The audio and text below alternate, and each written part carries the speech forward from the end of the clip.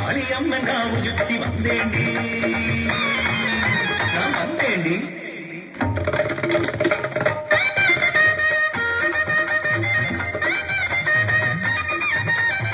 എങ്കടി നീ പോകേറേ കണ്ണി ആട്ടക്കാരി കൊണ്ടുപോലെ വന്നുങ്ക ഉட்காரடி அடியாட்டி நான் சொல்லும் கதை கேளடி.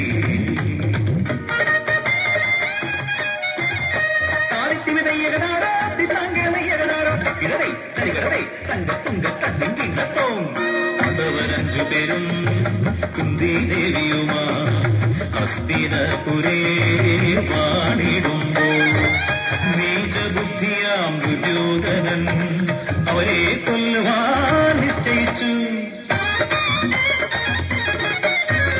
എന്റെ കുലവീരൻ ഭാരതമലയൻ ഒടിവിദ്യകളറിയും പെരിയ മന്ത്രവാദി വിളിച്ചു വരുത്തി മലയനെ മന്നവൻ നിഴൽ കുത്തിക്കൊല്ലുവാൻ ആജ്ഞ നൽകി.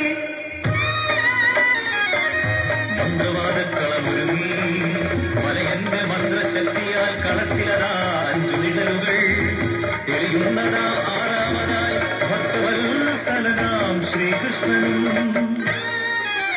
കുലദൈവങ്ങളെ പ്രാർത്ഥിച്ചു മലയൻ കടവുന്നു മാറ്റി മന്ത്രം ജപിച്ചു.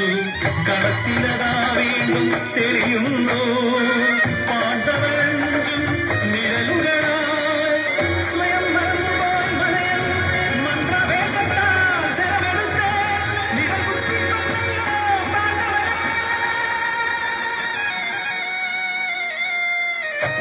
കഥ തീരും മുൻപേ കരയാരേടി കണ്ണെഴുതി சொல்லும் കഥ കൂടി കേളുങ്കടി.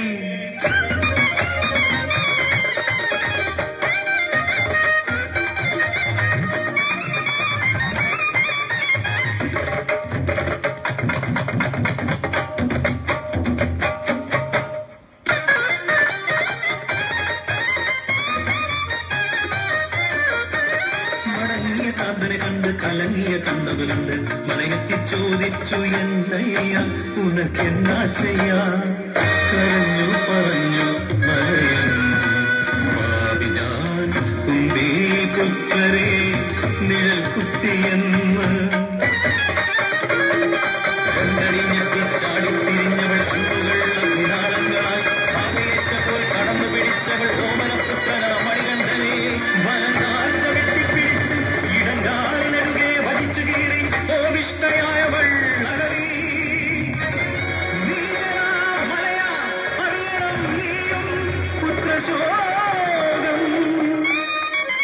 രക്താഭിഷിക്തയായി ഓടിയെത്തിയവൾ കുന്തിദേവി തൻ സന്നിധിയിൽ. പഞ്ചപാണ്ഡവർ മരിച്ചു കിടക്കുന്നയ്യോ ദിനമായി കേടുന്നു കുന്തിയും. പെട്ടെന്നതാ കേട്ടു വേണുനാഥൻ പ്രത്യക്ഷനായി കാതന്നൻ. മരിച്ചു കിടക്കുന്നത് മായാ പാണ്ഡവർ ധർമ്മത്തിലെന്നും ഞാൻ തുണയുണ്ട്.